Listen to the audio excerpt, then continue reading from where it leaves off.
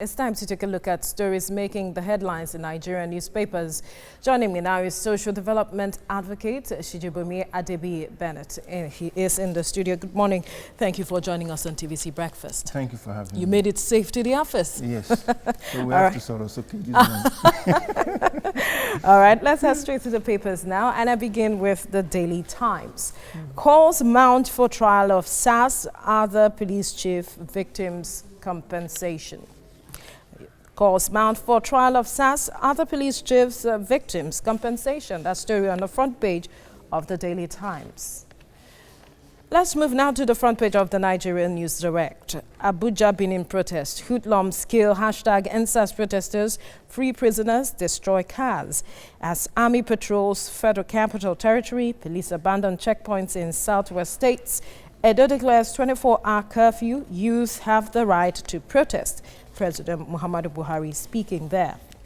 All right, we'll move to the front page of the Business Day.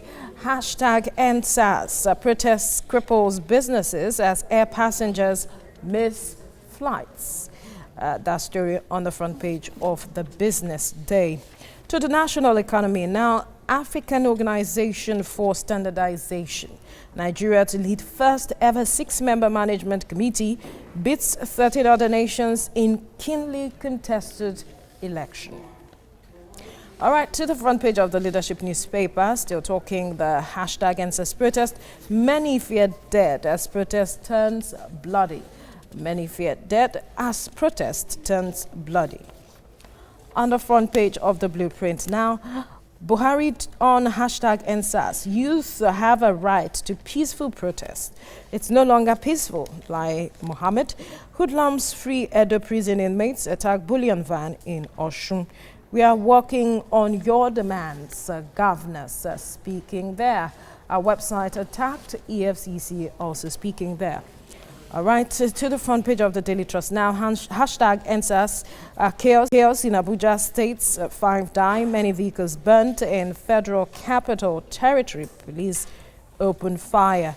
Protesters break into Lagos airport. Schools shut. 24-hour curfew after jailbreak in Edo. So we look at the story on the front page of the Nigerian News Direct. It's still looking at the protests, and it's talking about the jailbreak that happened in Benin and how the dimension that the protests took in Abuja as well. Talking about hoodlums killing #EndSARS protesters, freeing prisoners, destroying cars. And a lot of Nigerians are concerned that the dimension that the protest is taking now is not really, it's becoming dangerous and concerning. Yes, but we first have to give kudos to the youth. They've been well organized, structured, and it's a win-win situation for them. So, but for the government, it's a win-lose situation. So they either go with the people and make it a win situation, or they still try to do the normal things they've been doing, which is going to be a lose situation for them. Because as much as you continue to lose trust, then the people will continue to revolt against you. So we have to give kudos to them. Well structured, especially in Lagos. The protest has been well structured. Well coordinated. Yes, coordinated. Over the days, yeah. But you know, we're getting to the 13th day. So yes, some things we have to give. And the protesters have to find a way to re-strategize so that they don't allow miscreants to infiltrate. Can they do that? Yes. They can do it in such a way that you can limit, you know, they've been so coordinated that they always give out the list of places where they're going to be protesting and where they're going to have those blockages.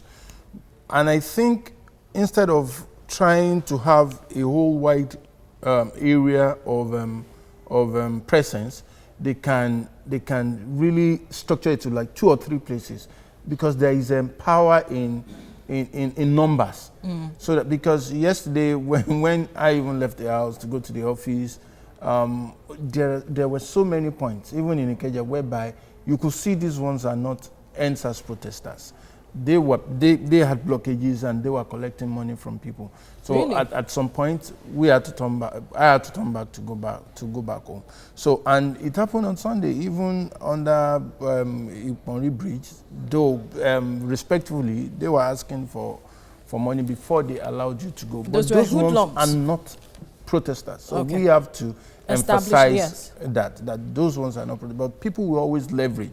Don't forget the last time we had anti-xenophobia protest. Yes. Some people leveraged on it to get into some shops that they thought were owned by the South African investors. So, and we saw on video what they did. So people will always leverage on it. Look at what happened in Benin City. That Benin City event had been long coming. Really? Because 3 days before that, there was a fracas between, or 2 days before that, between the protesters and hoodlums. Because the hoodlums were saying they were not allowing free flow of cars. So the miscreants and the agberos could not collect their daily money. You know, they give people tickets from drivers. So they were preventing that, and they said, no, you cannot block this place. And that was when 2 people were first killed in Benin because of that fracas. So that was long coming, and the security agencies also were not proactive enough to nip that in the bud. So, and at the end of the day, we saw what happened. 2 prisons were overtaken by hoodlums rather, and some prisoners were freed. In the first prison, I had the deputy governor say 10 to 15 people were still on the run. The second prison, as of yesterday night, they didn't even know the number of people that were on the run. So the protesters have to find a way to restructure and make sure that the scope of the protest is limited to some areas, and have numbers there so that they can make sure that people don't infiltrate their ranks. From one of the papers, we saw that some checkpoints were abandoned in some states. Now that you mentioned security officials, should they be coming in now to perhaps those areas that are not being, are not part of what the protesters are saying, those locations where they are not gathered, perhaps they should look into that direction? Is that what you're suggesting? Yes, it's also a dilemma for them, because you saw what happened in Lagos yesterday at Adekunle. Yes. RRS squad is one of the most professional in Lagos and even in the country. They're very professional. Yes. They are the ones that, respond to all these emergencies in Lagos. But they were being taken to different locations where they're supposed to mount. And hoodlums attacked them in Yaba. And some of them were injured, like 15 of them from what the Commissioner of Police said. So these are the problems we have, because some policemen still find it very difficult to be on the street wearing their uniforms, doing their normal duties. The real protesters have been very friendly with them because... Yes, there was a video yesterday where some of them were giving, some of the security officials water and food, snacks and all of that. Yes. They've been able, because part of even the request is the fact that they want the emoluments of the police to be enhanced. Yes. So these are the things. It's not a that's why I said it's a win-win situation for the protesters, but they have to restructure, because then another thing is the issue of blockages. We can't have too many of that, because it will get to a point that the people you are fighting for will even now begin to react. Look at what happened during the coronavirus pandemic when we were on a lockdown. It was to our advantage, but we are in a country whereby some people get their daily meal every day. They don't wait till the end of the month. They have to work per day to be fed. So by the time they don't have access to that, even though you are fighting for them, they would rather say, let me find something to eat first before you kill me, before we get to, or before I die while this thing is going on. So these are the things we have to look at. So the blockages, then the restriction. Lekki has been very fantastic to the best of my understanding, because you have the Lekki toll gate, and maybe after the Ajax is the other toll gate. So people can still move around to the best of my knowledge. So, but when we talk about the mainland, everywhere is blocked. everywhere. So you want to, even when you're going to the hospital, you want to you take some short routes and some corner routes, but you can't, because you will have hoodlums there with barricades and collecting money from you. If you are lucky, they could even... But the governors are saying that they are pleading, the governors are pleading to the hashtag EndSARS protesters that their requests are being looked into. You see Lagos State and some other states setting up a panel of inquiry into the cases that has been spoken about.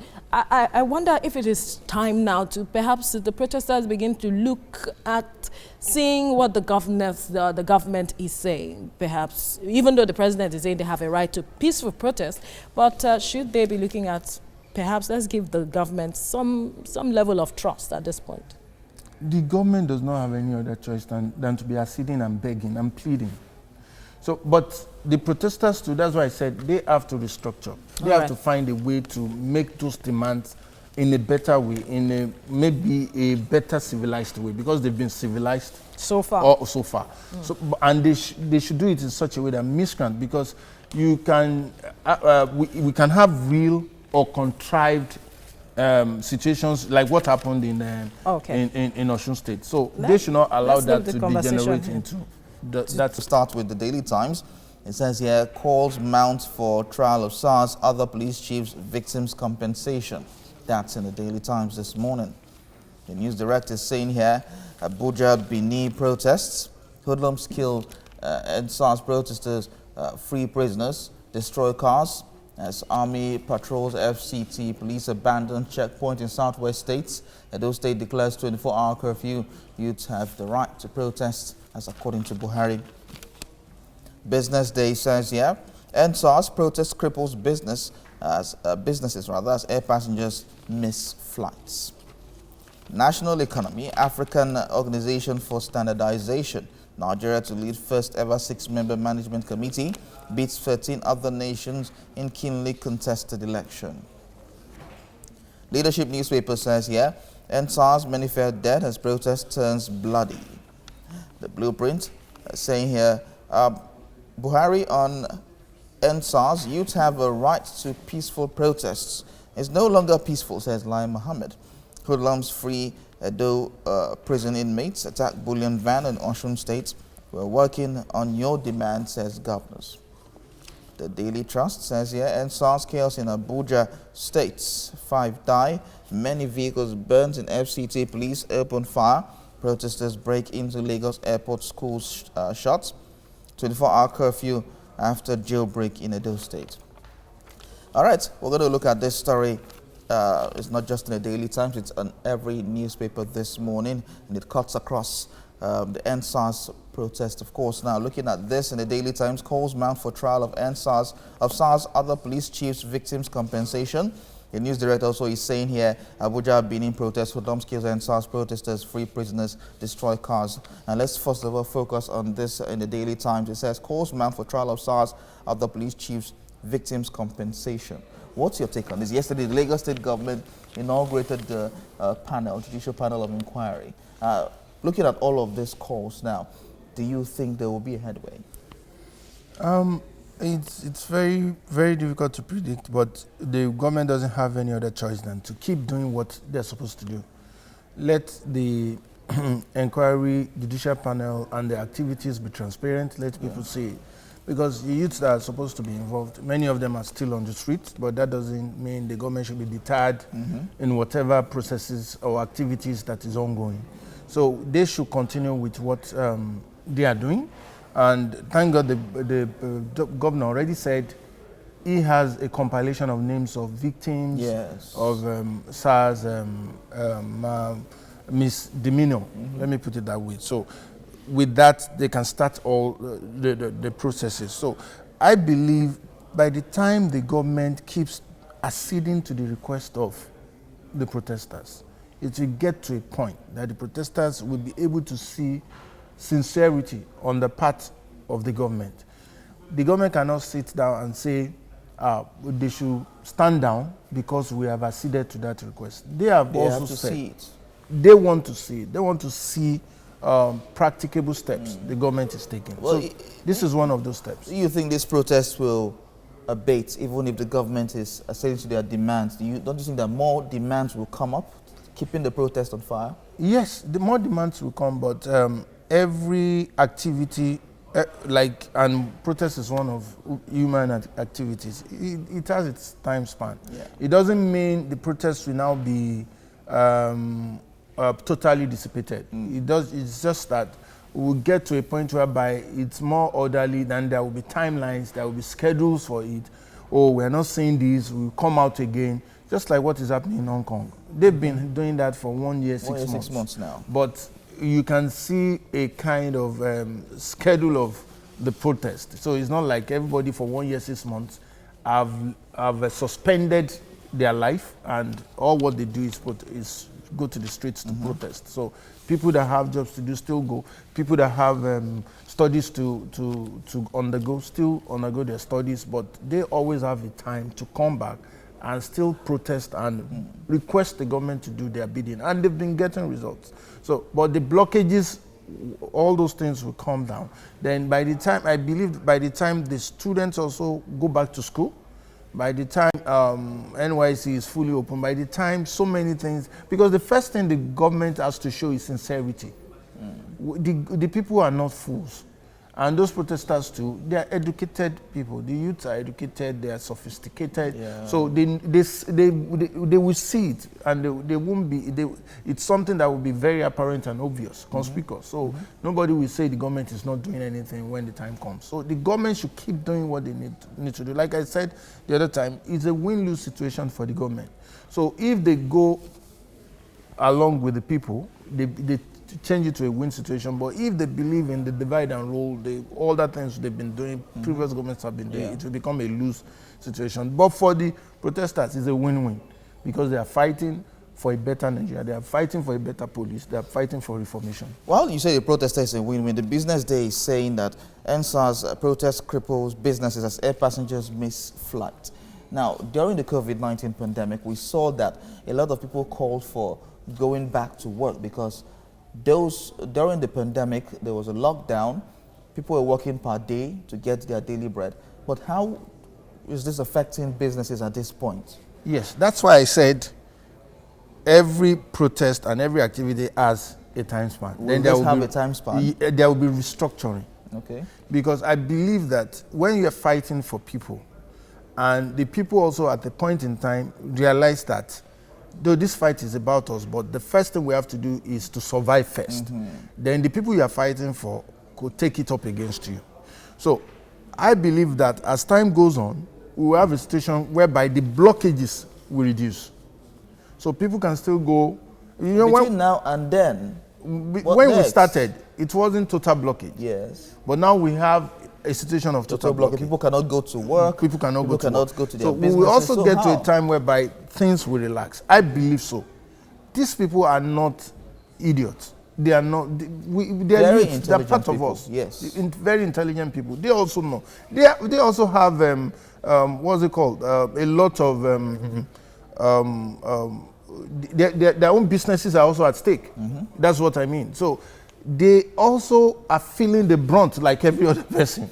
So when it gets to a time, that's why I want the government to keep doing what they are doing. Accede to their request. No, we're talking about the government. Are you talking about the Lagos state government or the federal government? The government. It's as if the federal government has pushed the ball to the states. Fix your problems in every area. Don't forget that this problem is not everywhere.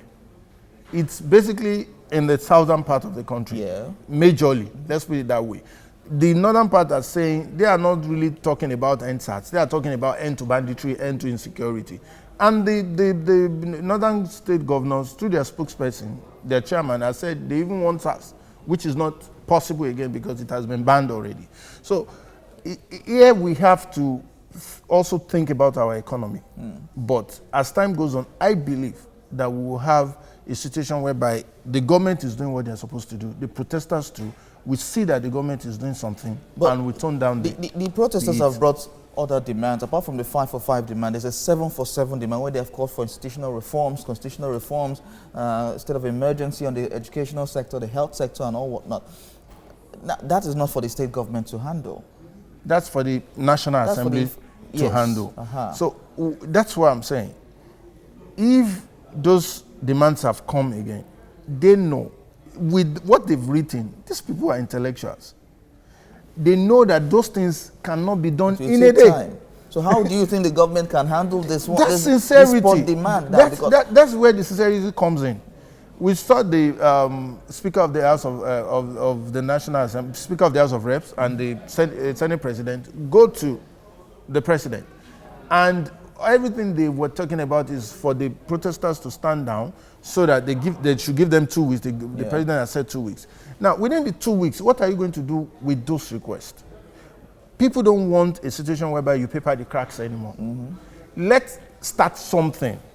You know, when it borders on issues that affects them, they quickly set up these committees and they start to work on it. Start to work on all these things. These people will see, the youth will see, and they will be able to tone down this thing, because it will get to a point that is either every other stratum of the society or strata of the society joins them, or people now turn it to, please get off the road, we want to do our stuff. But before we get to that level, let the government accede to this request and let them show that they are sincere about it. All right.